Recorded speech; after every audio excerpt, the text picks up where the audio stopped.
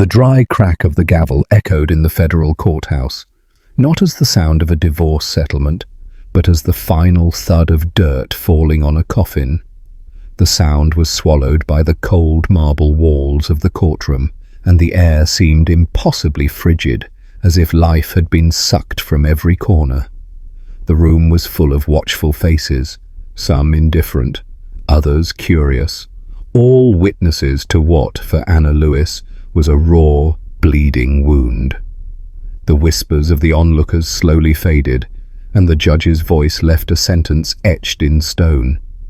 The assets had been allocated, the claims denied, and the meager settlement she received would barely be enough to survive for a few months. Anna Lewis sat motionless in her seat, her spine straight and her eyes fixed on the papers in front of her. Her mind, however, was a whirlwind of memories and betrayals.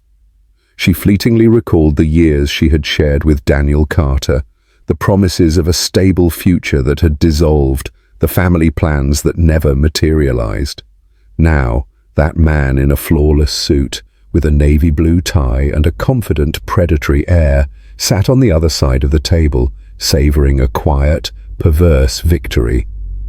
By his side, like a figure from a nightmare, was Veronica Thorne, Daniel's new partner, flaunting an expensive silk dress and earrings that sparkled with insolence, like a snake's eyes in the artificial light. The judge pronounced the amount Anna Lewis would receive, a few $1,000s in compensation, just enough to pay a couple of months' rent and a few small bills. On Veronica's face, a faint smile formed, and in a voice as sweet as it was venomous, she commented, just loud enough for Anna to hear, "I guess some people are content with so little." Daniel tilted his head, satisfied, and stroked Veronica's hand on the table as if celebrating the hunt. Grace Miller, the lawyer assigned to Anna Lewis, tried to project strength, but her voice was a desperate whisper. She murmured in her client's ear, "It's almost over. Just sign, and we can leave." Anna Lewis nodded slowly, though a mix of rage and sadness burned in her throat like acid. She felt watched, as if everyone in the room was waiting for her to break down, and that gave her an unexpected strength to resist. Daniel, the master of silent cruelty, seized a moment of quiet to deliver the final stab. With a modulated voice and a tone he tried to make sound compassionate, he spoke to her. "Anna Lewis, believe me, this is for the best. You can go back to your books, your old papers. That was always your world. The future requires more ambition than you ever had." The comment caused uncomfortable looks among the onlookers. Anna Lewis pressed her lips together, refusing to reply.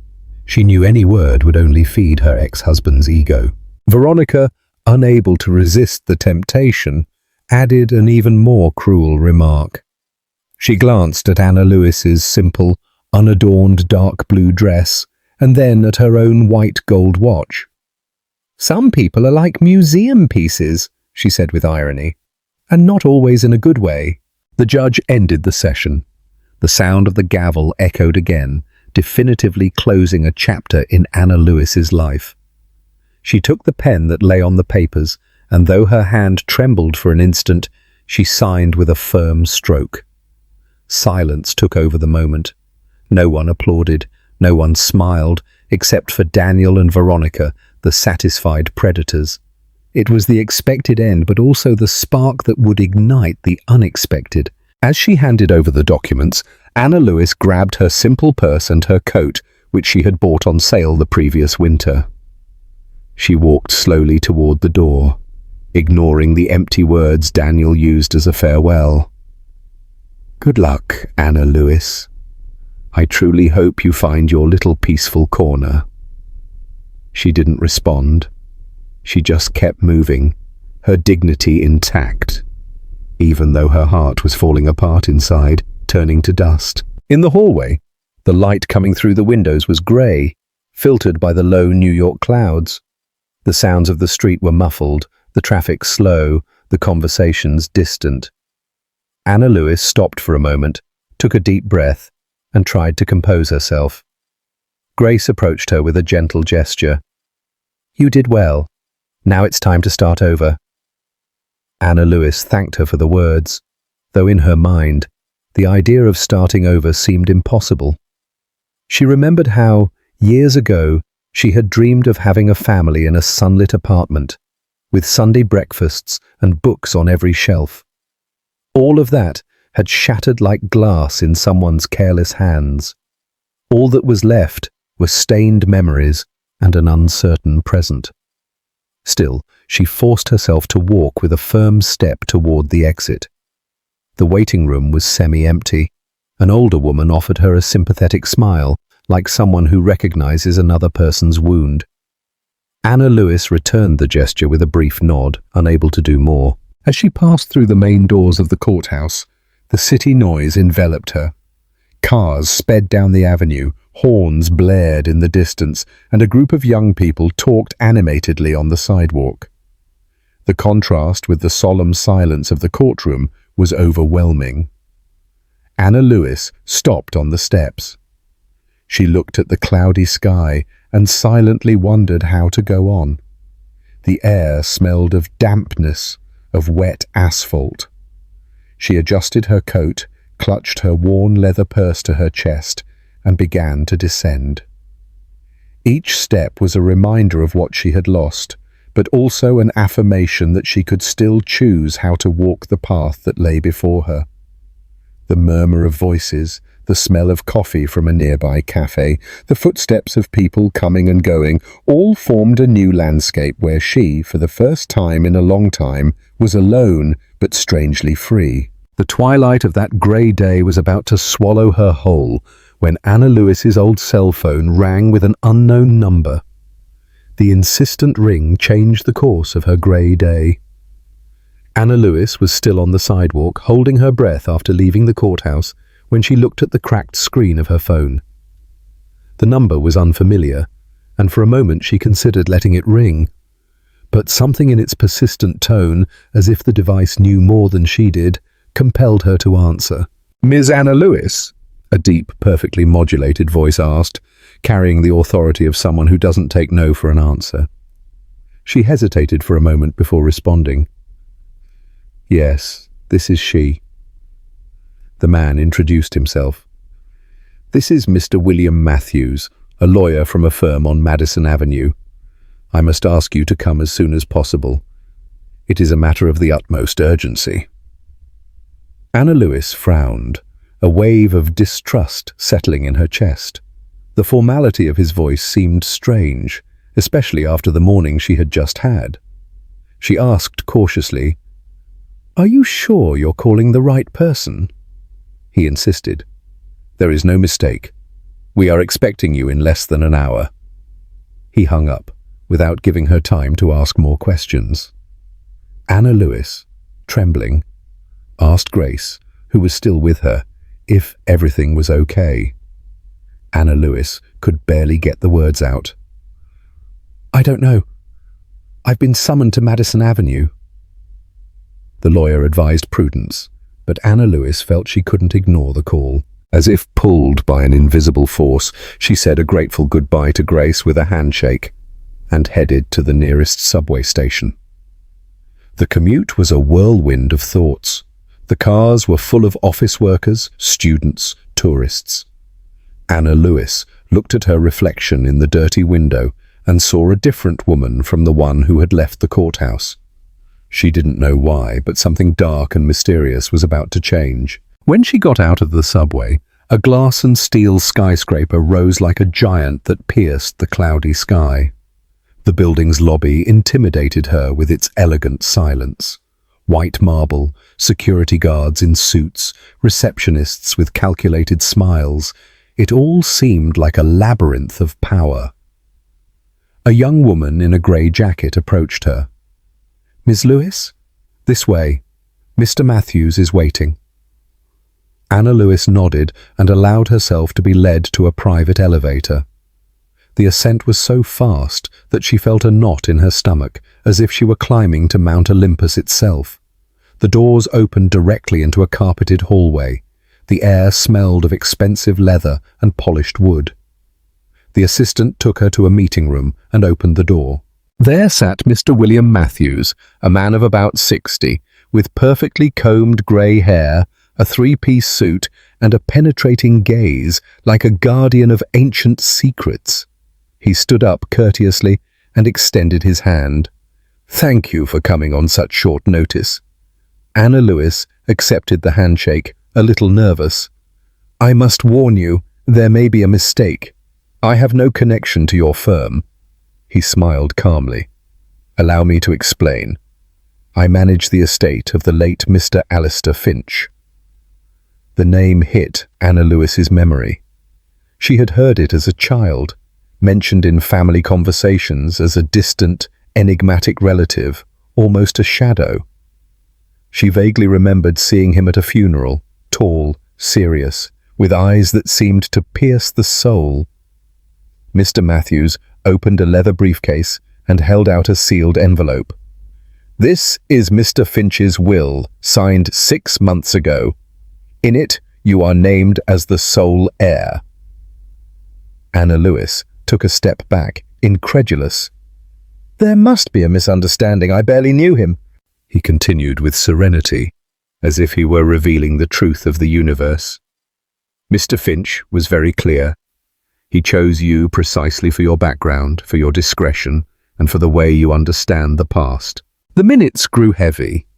Mr. Matthews explained that Mr. Finch had built a quiet but immense business conglomerate, with interests in energy, logistics, and technology. The value, pronounced with precision, struck the room like a lightning bolt. Billions of dollars. Anna Lewis felt dizzy. She put her hand on the table to keep her balance. "That's impossible," she whispered. Mr. Matthews shook his head gently. "It's real. And there is one condition. To inherit without restrictions, you must serve as the chairman of the board for 1 year. If you resign, or are forced to resign before that deadline, the entire fortune will be donated to a global heritage fund. You will receive nothing." The silence stretched. Anna Lewis thought about her modest life, the small apartment in Greenwich Village, the historical papers she catalogued to get by. She also thought about Daniel's taunts that very morning, Veronica's arrogant glint. It all seemed like an absurd play, a performance in which she was the only one who didn't know the script.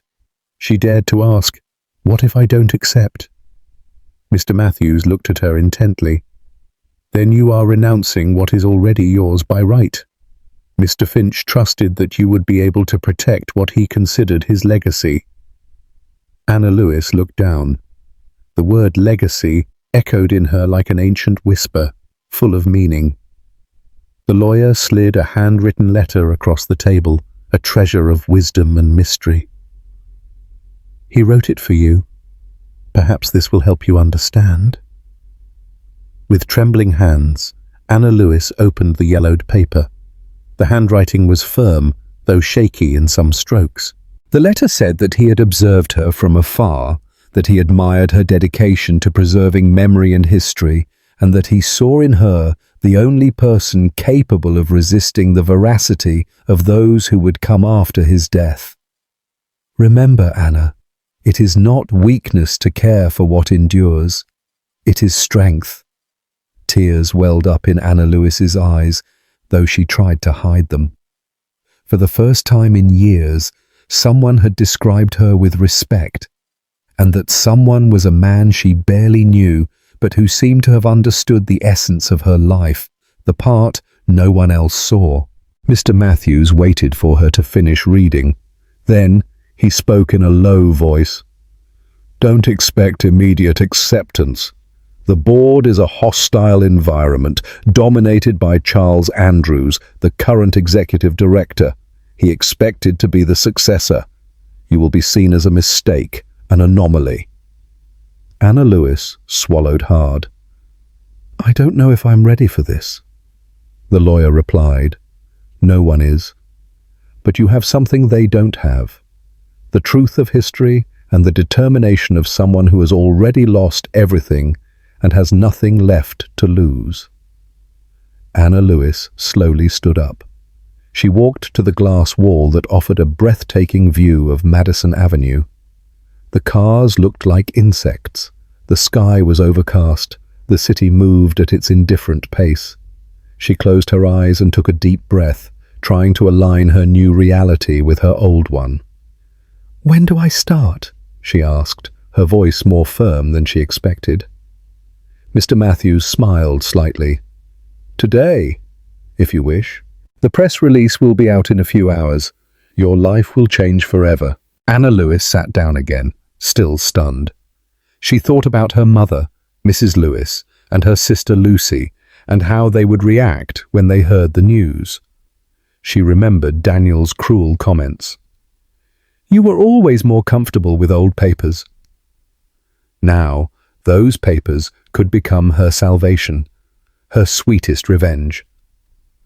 The lawyer carefully put the letter back in the briefcase and added, "Get ready, Ms. Lewis. The first battle won't be in the newspapers. It will be in the boardroom." Her fingers trembled as she grabbed her purse. She said goodbye with a nod and went out into the hallway. The elevator took her back down to the lobby in a smooth descent, but for her, it felt like a leap into the void. Outside, the afternoon remained cloudy, and pedestrians walked by, unaware that the woman passing them had just inherited an empire. Mr. Matthews had warned her, "The board won't accept you easily. Be ready for resistance." The cheerful buzz of Central Park seemed to mock Anna Lewis's doubts. After the meeting on Madison Avenue, she had walked aimlessly through the streets of New York, trying to process what she had just heard. The news of the inheritance, Mr. Matthews's severe face, the handwritten letter from Mr. Alistair Finch, it all weighed on her like a secret too big to carry alone. And yet, the first people she thought of when she left were her mother and sister. They, with their simple way of seeing life, had always been the refuge where she could return when everything else seemed to fall apart. Central Park welcomed her with its open-air atmosphere. The walkways were full of tourists and locals. The smell of fresh coffee mixed with warm pretzels. Street vendors moved between the benches with trays, offering sweets and cold drinks. Anna Lewis sat at a table next to a wrought iron railing under an awning that protected her from the gentle spring sun. A few minutes later, her mother, Mrs. Lewis, arrived with her calm stride, and her sister Lucy, who always seemed to be in a hurry, even when she had plenty of time. "My daughter, what's with that look?" Mrs. Lewis said, as she settled into her chair, adjusting her floral scarf. Lucy, more direct, looked at her intently. "What happened?" Anna Lewis took a deep breath. For a few seconds, she didn't know where to start. The sound of an accordion player nearby, the laughter of a group of students, it all seemed to form a backdrop that made it difficult to speak. Finally, she murmured, "I was summoned to Madison Avenue. A lawyer told me that I'm Mr. Finch's heir." Lucy's eyebrows shot up. "Unbelievable! What are you talking about? That distant uncle we saw once?" Mrs. Lewis clasped her hands on the table, watching her daughter with a mix of surprise and concern. Anna Lewis continued, trying to sound firm. "He left me his entire estate, an empire worth billions of dollars. But with one condition, I have to chair the board of directors for an entire year." The silence became heavy. The waiter arrived with 3 hot drinks and a portion of pretzels. Mrs. Lewis thanked him with a, "Thank you, my dear," and left a coin on the tray. Lucy sighed, stirring the sugar in her cup. "It sounds like a trap. Those people in those big buildings don't give anything away for free." Anna Lewis nodded slowly. "I know. And yet, I felt it was something I had to accept. Mr. Finch wrote me a letter. He said he chose me because I preserve history, because I know how to recognize what endures." Mrs. Lewis leaned toward her. "Anna Lewis, your life has always been about study and archives. Maybe he saw something in you that others couldn't see. But my daughter, Are you ready for such a cruel world? The question touched her deeply. She remembered Daniel's arrogant smile that morning, Veronica's hurtful words. Maybe she wasn't ready, but the time had come to stop being the woman who lowered her head. Lucy couldn't help but make a skeptical gesture. Just imagine, you against a board full of sharks. Don't get me wrong, sis. I believe in you, but I don't want them to destroy you. Anna Lewis looked at her with tenderness. That's exactly why I have to try. If I resign, everything Mr. Finch built will be lost to strangers or go to some distant fund. And I want to prove to myself that I'm not the weak person Daniel always described. Mrs. Lewis picked up a pretzel and calmly dipped it in her drink. Then, in a serene voice, she said, "The important thing is that you don't forget who you are. Money comes and goes, but your dignity and your family, those are treasures no one can take from you. If you accept this responsibility, do it with a firm heart. We will be with you." Anna Lewis felt a lump in her throat. She couldn't remember the last time she had cried in public, but her mother's certainty gave her strength. The atmosphere in the park remained vibrant. A group of tourists loudly ordered food. Children ran after pigeons, and in a corner, a street painter was sketching an elderly couple. It was all so ordinary that the magnitude of what Anna Lewis had just revealed seemed even more unreal. However, looking at her mother and sister, she understood that they were her anchor. Without them, any fortune would be meaningless. Lucy broke the silence again. "So what are you going to do?" Anna Lewis placed both hands on the table, as if clinging to the wood, the last concrete thing in a world of uncertainties. "I'm going to try. I can't run away. If I fail, at least I'll know I tried with all my might." Mrs. Lewis smiled sweetly. "That's my daughter." At that moment, a growing murmur spread across the patio. Customers turned their heads to the television hanging on the cafe wall. The afternoon news broadcast an urgent bulletin, a piece of news that shook the world of the powerful. On the screen, a serious anchor appeared.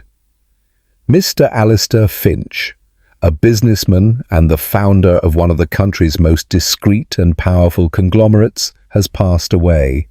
The surprise comes with the announcement of his heir, Anna Lewis, a university archivist residing in New York City. An old photo of Anna Lewis, taken from an archive at an academic conference years ago, filled the screen. Her heart jumped.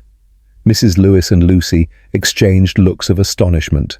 Some cafe customers began to whisper, discreetly pointing at their table. A child even asked out loud, "Is that her?" Anna Lewis stood still, the cup halfway between the table and her lips. The coffee trembled in the saucer. She felt the ground beneath her feet shift. There was no going back now. What had been a secret shared only with her mother and sister was now public news, an earthquake that would travel to every corner of her life. On the screen, the details continued. Archival images of Mr. Finch, headlines that spoke of billions and power. But Anna Lewis barely heard. Her breathing became slow, heavy. She thought of Daniel, of Veronica, and how they would react when they saw her name everywhere. She thought of Charles Andrews, whom she had yet to meet, but who would surely see her as an intruder. And she also thought of Mr. Matthews' calm look when he had warned her, "The board won't accept you easily." The murmur in the cafe grew louder. Lucy squeezed her sister's hand under the table, and Mrs. Lewis gently caressed her on the shoulder. Anna Lewis knew that her life, so modest until then, had just become a public stage. And though fear embraced her, she also felt a spark of determination ignite within her. The news spread through the corridors of the city's tall buildings like wildfire. An anonymous archivist was the new chairman. Within hours, newspapers and news channels were repeating her name. Old photographs appeared on websites, and financial commentators wondered how a woman with no experience in large corporations had inherited one of the country's most discreet and powerful empires. Anna Lewis could barely believe what was happening. Her face, once invisible to everyone, was now the subject of debate on radio and television programs. After the afternoon in Central Park with her mother and sister, she had returned home exhausted. The phone wouldn't stop ringing, and her email inbox was full of messages from strangers. But the most important one was from Mr. William Matthews. She had to report immediately for her first formal presentation to the board of directors. There was no time for doubt. The official announcement was already circulating, and expectations were at a maximum. That morning, an official car picked her up in front of her modest Greenwich Village apartment building. As she went down, she noticed a couple of curious neighbors pretending to take out the trash to get a look at her. The car drove down Madison Avenue through heavy traffic, and each traffic light felt like a reminder of how unreal everything was. When she arrived at the office building, cameras from some journalists swarmed her. Flashes, microphones thrust forward quick questions. Anna Lewis got out of the car with her head held high, though inside she felt a whirlwind. A security guard led her inside, where elegant silence replaced the noise outside. The lobby had shiny marble and a solemn air. Anna Lewis felt small amid so much luxury, but she remembered her mother's words. The important thing is that you don't forget who you are. A receptionist asked for her ID, and a moment later, an assistant in a dark suit escorted her to a private elevator. The ascent was so fast she could barely breathe. When she got off, a carpeted, silent hallway led her to the boardroom. There, an intimidating scene awaited her. An oval, polished wood table took up the center. 10 board members were already seated, most of them men in impeccable suits, some with grey hair, all with a calculated expression of people who already know the outcome of the game. At the far end, next to the panoramic window that showed the New York skyline, was Charles Andrews, the executive director. Tall, with an angular face, black hair slicked back, and cold eyes, he was the personification of power itself. He didn't stand up, only tilted his head slightly, a gesture of veiled contempt. "Welcome, Madam Chairman," he said in a grave voice, full of venom. Anna Lewis felt a shiver. She thanked him in a tone she tried to make sound firm. To her right, she noticed the gaze of an older woman, elegant, with her hair in a bun and a discreet pearl necklace. It was Mrs. Elaine Harding, a veteran board member known for her prestige in corporate circles. Elaine watched her with a serious look without a trace of sympathy, like a judge analyzing a defendant. When Anna Lewis settled into the seat reserved for her, the veteran commented coldly, "Good manners aren't enough here, Miss Lewis." The phrase fell like a knife. Charles took the opportunity to add, "We are all surprised by your appointment. Mr. Finch's legacy is complex. It requires experience and vision. We trust that you will know how to listen." Anna Lewis nodded, maintaining her silence, though she was seething with nervousness inside. Mr. Matthews, sitting next to her as her legal advisor, gave her a subtle gesture of support. The meeting began with an overview of the operations, charts on screens, numbers that looked like mountains of money moving from one side of the world to the other. Anna Lewis listened, trying to understand the technical language, and wrote down keywords in her notebook. She knew her role was not yet to speak much, but to show attention, like a strategist studying the battlefield. Even so, from time to time, she felt the mocking glances of some board members, as if they were betting she wouldn't last even a month. Suddenly, Charles interrupted an analyst's report. "Madam Chairman, perhaps you would like to review this document." An assistant placed a thick folder in front of Anna Lewis. "It's a technical report on a potential strategic investment. You can read it and give us your opinion." The trap was obvious. a stack of pages full of charts and specialized terms that would require weeks of study, all designed to intimidate her. Anna Lewis took a deep breath, leafed through the document, and realized the game. The board members watched her expectantly, some with poorly disguised smiles. Elaine, from her end of the table, sharpened her gaze, intrigued by Anna Lewis's reaction. She closed the folder calmly. "I appreciate the report," she said in a low but firm voice. "I will review it carefully." Charles smiled with irony. "Of course we expect no less from the chairman." The tension grew. Anna Lewis felt the urgency to prove something, though she didn't yet know how. She remembered the folder she had brought with her, with old documents that Mr. Matthews had given her that morning. Among them were Mr. Finch's archival notes on past projects. She opened her folder and, with a serenity she didn't feel inside, said, "I brought with me some notes that might be useful for understanding how Mr. Finch viewed this type of decision." The murmuring in the room stopped for an instant. As she unfolded the papers, Elaine watched attentively. The board member's demeanor shifted slightly, as if in that moment she recognized that the new chairman was not completely unarmed. Anna Lewis spoke for a few minutes about the importance of prudence, of how the past offered lessons for the future. She didn't aim to be brilliant, just authentic. And in that authenticity, she found a point of firmness. In the end, Charles bowed his head. "Interesting perspective," he said, in a tone that sounded more like a warning than a compliment. The meeting continued, but the atmosphere had changed. She was not the simple observer they had expected.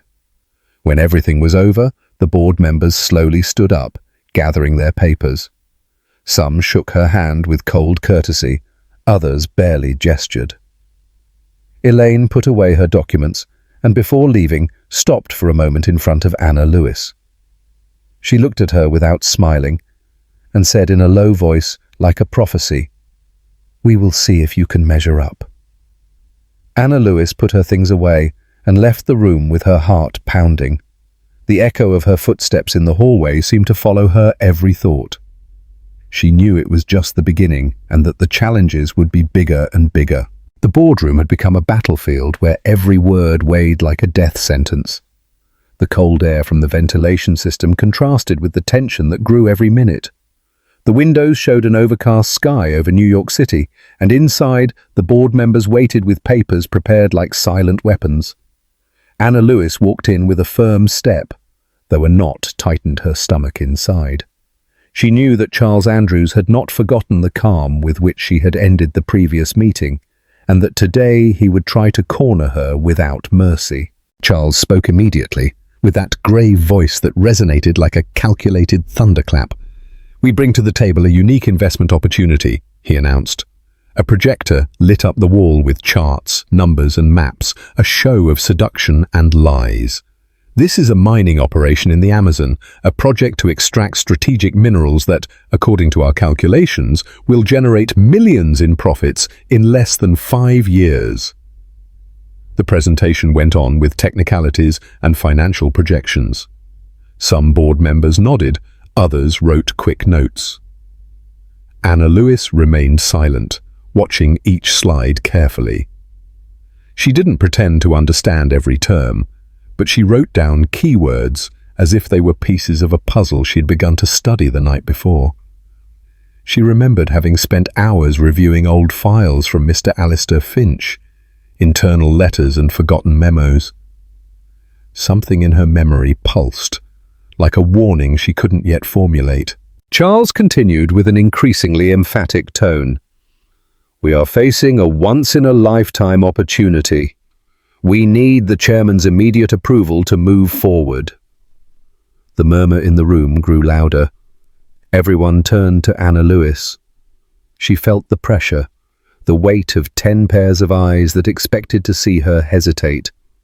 In the corner of the table, Mrs. Elaine Harding crossed her arms, attentive to every gesture, as if watching a suspense drama. Anna Lewis opened her notebook and said in a calm voice, "I appreciate the presentation, but I would like to ask a few questions before deciding." Charles gave a smile that was meant to be cordial, though the irony was evident. "Of course, go ahead." She remembered an old report she had read, dated 15 years ago. According to documents I found in Mr. Finch's archive, this same operation was studied in the past. The initial geological report pointed to significant seismic instability in the region and a high water table that made extraction dangerous. The room fell silent. The board members exchanged surprised glances. Charles leaned forward. "That was a preliminary study, Ms. Lewis. Times change."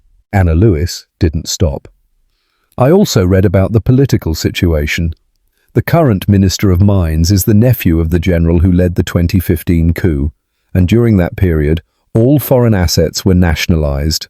Is it prudent to invest billions of dollars in a country where property depends on the will of a family with a history of corruption?" An uneasy murmur ran around the table. Charles tried to regain control. "These risks are calculated. The important thing is the profit projection." Anna Lewis interrupted him with serenity. "The important thing is to learn from the past. Mr. Finch studied this project and rejected it.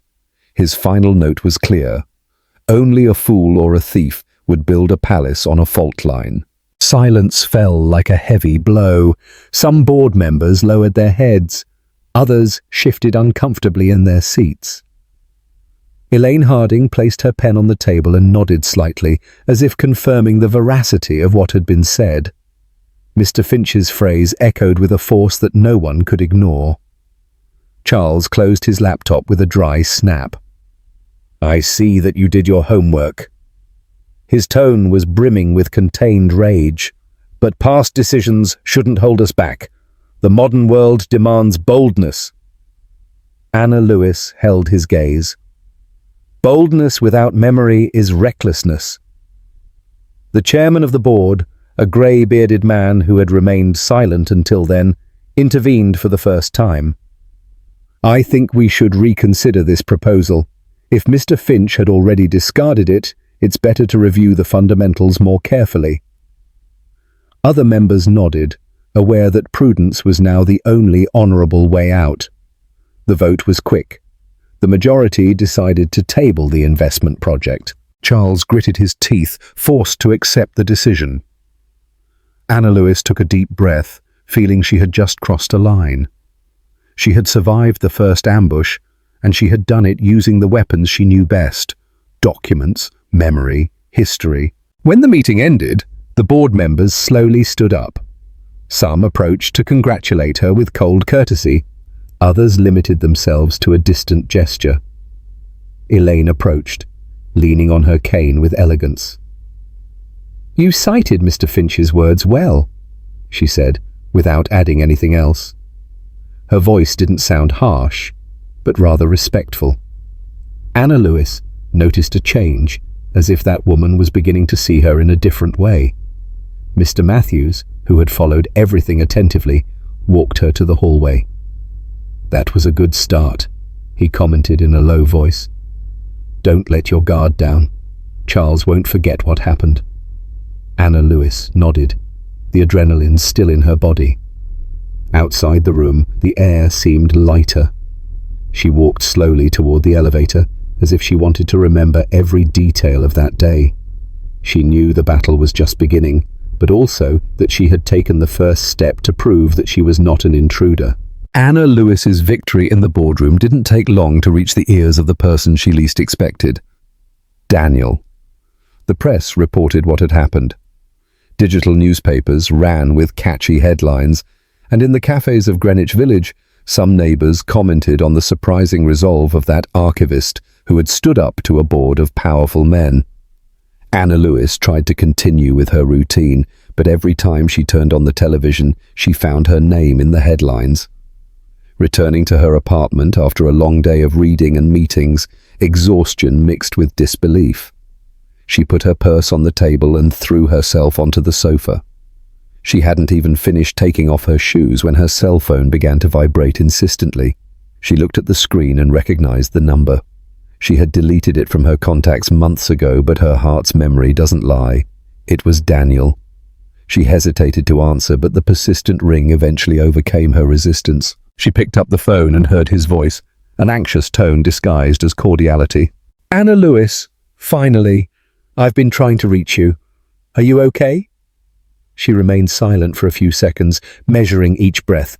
"I'm fine," she finally replied, with a calm that surprised her. Daniel continued, trying to sound protective. "I read about the board. You're in the eye of the storm. Listen to me. This world is dangerous. There are hidden interests you can't imagine. But me, I know this terrain. I could help you." In the background, she heard a metallic sound, a door closing, and a woman's voice. "Veronica, who are you talking to, Daniel?" He replied quickly. "No one, honey. Give me a minute." Anna Lewis's heart pounded, but not like before. There was no more nostalgia, only a painful clarity. Daniel insisted. "Anna Lewis, don't let those people manipulate you. I can protect you. Our divorce? It was the circumstances. I was under a lot of pressure. I know I made mistakes, but I still believe in you." Anna Lewis listened without interrupting. A battle was being fought inside her. The words awakened old wounds. The humiliation in the courthouse, Veronica's expensive dress, the smile of contempt. For years, she had thought that maybe she had been too naive, trusted too much. Now she understood that no, she had been generous, and he had betrayed that generosity. The silence stretched. Daniel interpreted it as an opportunity. "If you give me another chance, I can prove to you that I've changed. I can leave, Veronica. It was always you, Anna Lewis. What we had can't be erased. Just tell me when we can see each other, and we'll talk." Anna Lewis's hands trembled. She felt the cold run through her fingers, just as it had so many times in the past when he was imposing his will. But this time was different. She inhaled deeply, and in a serene voice she replied, "I won't go back to a life that denies me." Daniel fell silent, surprised. "What did you say?" She repeated with firmness, "I won't go back to a life that denies me." And in that phrase, she wasn't just speaking to him, she was also speaking to herself. It was an intimate forgiveness, a recognition that she had put up with too much, and that she wouldn't do it anymore. The breathing on the other side became irregular. Daniel tried one last gambit. "Don't talk like that. We can still work it out. No one knows you like I do, and I still love you." Anna Lewis looked at the table where Mr. Finch's letter still was. She remembered his words. "It is not weakness to care for what endures. It is strength." She understood that she was not alone, that her family supported her, and that a man who had chosen lies could never protect her truth. "Goodbye, Daniel," she said without a trace of emotion. She hung up before hearing his response. She left the phone on the table and took a deep breath. The silence that remained in the apartment was different, not empty, but full of a peace she couldn't remember feeling in years. She stood up and walked to the window. Outside, life in the neighborhood went on at its own pace. A group of young people talked outside the bar on the corner. An older woman was carrying shopping bags. A musician played a simple chord near the subway entrance. Anna Lewis felt like a part of that ordinary scene. She was not the defeated woman from the hearing, nor the unexpected figure from the headlines. She was someone who had decided not to go back. She turned on the living room light and poured herself a glass of water. The simple taste of the cold water comforted her. Suddenly, the television on a news channel caught her attention. On the screen, Charles Andrews appeared in an interview. With his calculated smile, he declared, Mr. Finch's legacy is too great to be left in inexperienced hands. I trust that responsible decisions will be made soon." Anna Lewis lowered the volume. She didn't need to hear more. She knew that Charles wouldn't give up and that the battle was just beginning. But something inside her had changed forever. She no longer feared the past or the ghosts of Daniel. Now, she was prepared to defend what had been entrusted to her, with memory as her weapon and her family as her refuge. The echo of the church bells mixed with the sound of a street festival reminded Anna Lewis of the value of tradition. The entire city seemed to be celebrating. The windows of buildings were decorated with colourful banners and balloons. Musicians played on every corner, and couples danced with contagious joy. The air smelled of popcorn, hot cider, and freshly cut flowers. Anna Lewis walked slowly through the crowd with her mother, Mrs. Lewis, and her sister, Lucy. Despite the worries that haunted her in the world of skyscrapers, today she decided to lose herself in the human current that was celebrating life. The streets near Central Park were packed. Entire families gathered around makeshift tables, sharing snacks, burgers, and soda bottles. Children ran with balloons in their hands, and grandparents told stories of past festivals. Anna Lewis felt that every corner of the city breathed a collective memory that was deeply familiar to her. Although she had Charles's words on television in her mind, she chose to remain silent and open herself to the warmth of her people. "Lucy, always practical," she pointed to a stand that sold treats. "Come on, it's tradition," she said with enthusiasm. They bought a bag, and the vendor, an older man with a cap, winked at them. "For the beautiful sisters, enjoy the festival." Mrs. Lewis laughed softly. She thanked him with a "Thank you, dear," and left some coins on the tray. They sat down on a bench under a tree and began to eat while watching the festivities. Anna Lewis looked around and suddenly remembered her childhood. Her father had once taken her to a festival, holding her hand as he showed her the music shows that were playing. The feeling of safety from that moment returned with strength. She told her mother, who listened with a sparkle in her eyes. "Your father always said that a legacy isn't measured in coins, but in what we leave behind in our people. Don't forget that." The phrase hit her like a gust of truth. A long-time neighbour, Mrs. Betty Jenkins, approached them after recognizing Mrs. Lewis. "So glad to see you all." She hugged Anna Lewis affectionately and added in a low voice, "We're all talking about you. Don't let them scare you. Remember where you came from." Anna Lewis thanked her for the gesture, feeling that each word of support was a wall against the doubts that haunted her. The festival continued with groups of people dressed up for dancing. The costumes, with colourful dresses and straw hats, filled the afternoon with colour. Musicians played folk music and couples twirled to the rhythm. Lucy, with a frank smile, commented, "See? That's how strength is simple. A community that dances together can withstand anything." Anna Lewis nodded, holding the words like a talisman.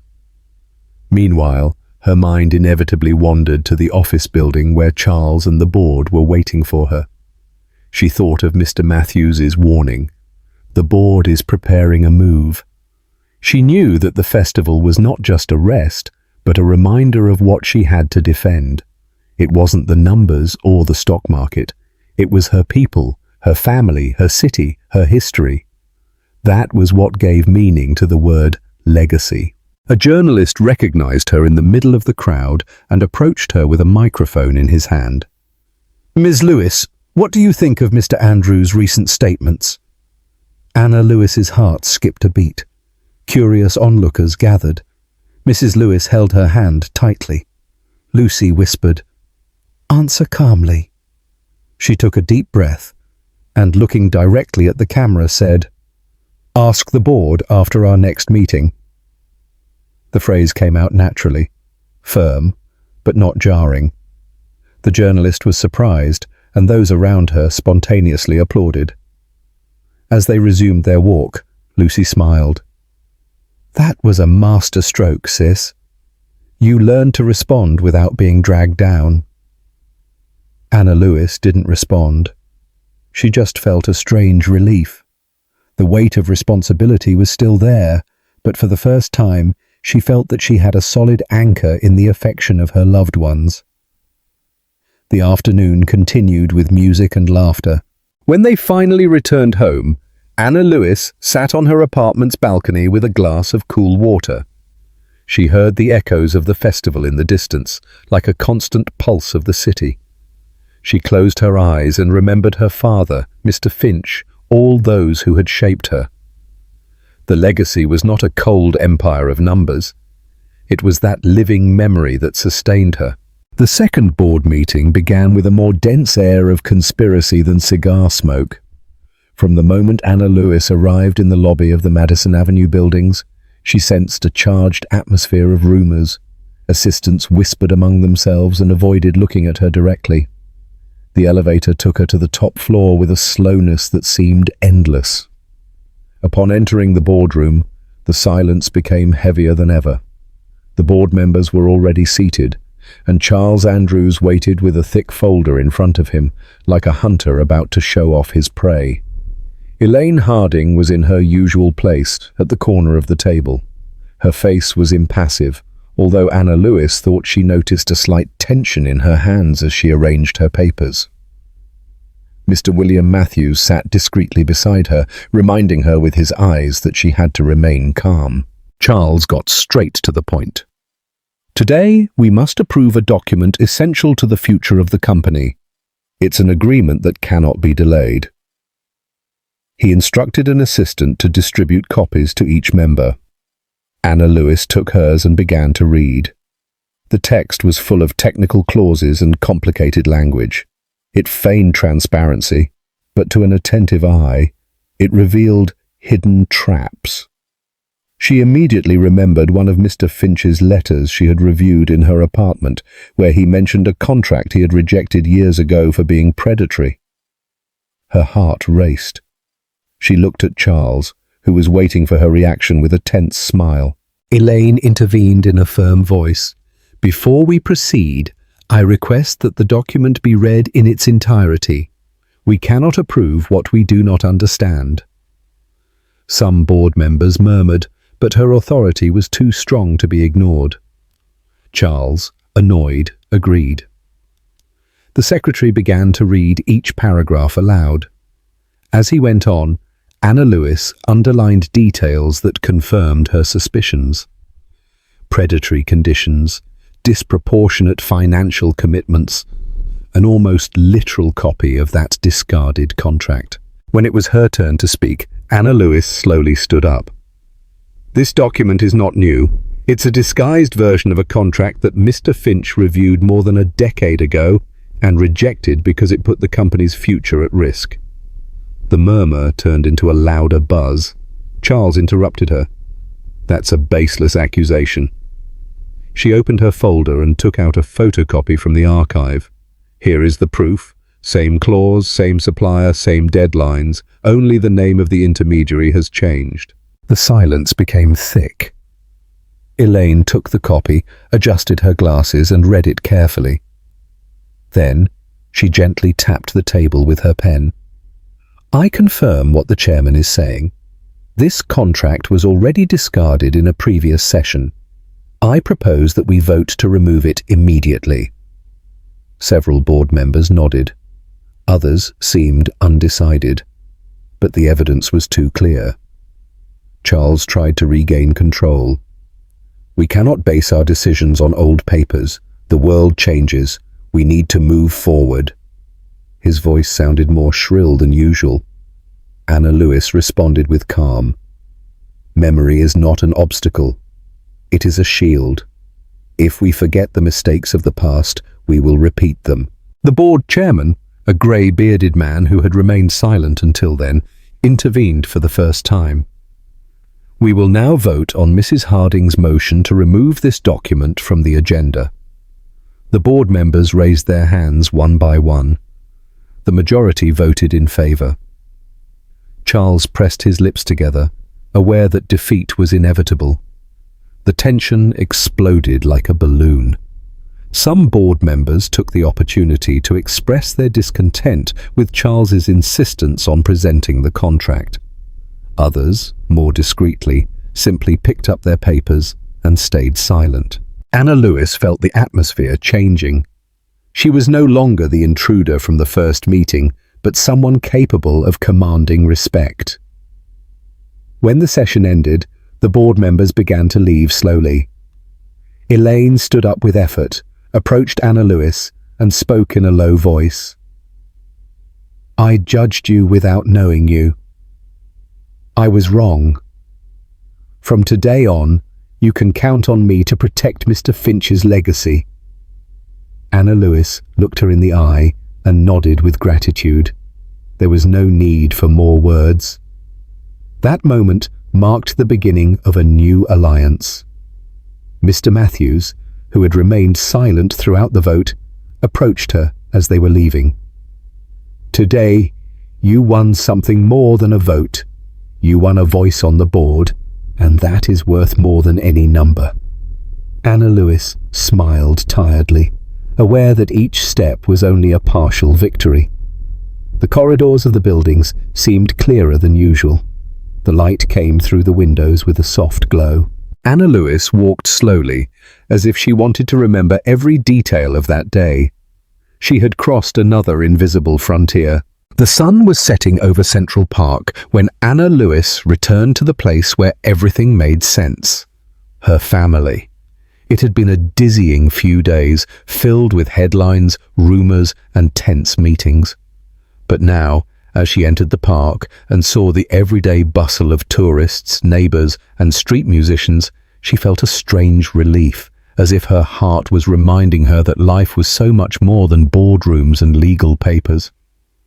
The old stone of the arches, the balconies with their crowded tables, and the smell of pretzels coming from the stands embraced her with a comforting familiarity.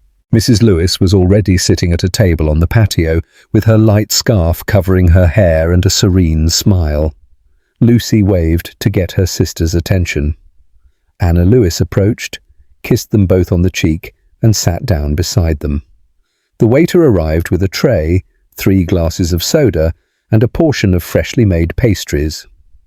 "Welcome, Madam Chairman," he said playfully before leaving the dishes and walking away. Anna Lewis laughed softly, knowing that title meant nothing there, in the midst of the 2 women who had always been her support. "Tell us everything," Lucy urged, impatient. Anna Lewis took a deep breath. She told them what had happened at the second board meeting, how Charles had tried to push a fraudulent contract, and how she had managed to stop him with the unexpected help of Elaine Harding. "Elaine came up to me at the end," she said, remembering every word, "and apologized. She said she judged me before she saw me act. She offered me her support to protect the legacy." Mrs. Lewis smiled with tenderness. "That shows that the truth finds a way. If even she recognized your worth, it's because you have it." Lucy raised her glass with a determined gesture. "I toast to you, sis, because you knew how to defend yourself, and because you achieved what no one expected." They clinked glasses and drank slowly. Anna Lewis felt a warmth spread through her chest, a different kind of warmth than from the drink, a deeper one. It was the feeling of being accompanied on the journey, of not carrying a huge weight alone. She was silent for a few seconds, observing the park. The sun was setting and bathed the walls in golden tones. A street musician played soft melodies near the fountain, and children ran after the pigeons. Life went on, indifferent to her private battles, and in that contrast, she found an unexpected peace. Then she remembered Daniel's words in that recent call, his empty promise to come back, his plea tinged with selfishness. For the first time, it didn't hurt. There was no anger, only distance. She understood that forgiveness was not about accepting the other person, but about freeing herself from the wound. Inside, she delivered a brief monologue. almost a silent prayer. I forgive myself for having put up with too much, for having doubted my own worth. I am not the woman they described. I am the woman who chose not to go back to that life. The thought brought her immense relief, as if an ancient weight had fallen from her shoulders. Mrs. Lewis interrupted her thoughts with a sweet voice. Your Uncle Alistair left you an empire, my daughter, but our greatest wealth is us. Lucy added, laughing, and you're not getting rid of us, even if you try. The three of them shared a frank laugh, and that sound was more healing than any victory in a boardroom. Suddenly, among the tables on the patio, Elaine Harding appeared. Her calm walk and elegant posture drew attention. She approached Anna Lewis's table and bowed slightly. I don't want to interrupt your family moment, she said in a low voice. I just came to say that I was wrong. I judged you before I saw you act. You can count on me. We will protect this legacy together. Anna Lewis stood up and extended her hand to her. Thank you for being direct. It was a brief gesture, without speeches, but full of meaning. Elaine left soon after, leaving behind a feeling of sincere reconciliation. The rest of the afternoon passed smoothly. They ate snacks and drank soda. They talked about family memories and old stories. Mrs. Lewis recalled the first time she took her daughters to Central Park when they were little and how they sat down to share a snack, watching the pigeons. Lucy told stories from her youth with an enthusiasm that made everyone at the table laugh. Anna Lewis listened and smiled, grateful for the normalcy of those memories. The sun finally set, and the yellow lights of the streetlights illuminated the park with a warm glow. The waiter brought the check, which Mrs. Lewis paid, leaving a generous tip. For the good times, she said with simplicity. Anna Lewis thought about how dignity is built in these small gestures, in daily treatment, more than in grand speeches.